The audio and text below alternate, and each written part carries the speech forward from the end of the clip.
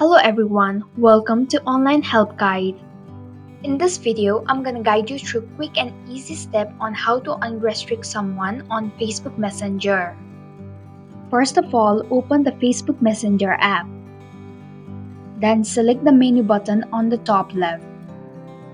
Click on the setting icon on the top right. Scroll down until you see Privacy and Safety. Select Privacy and Safety.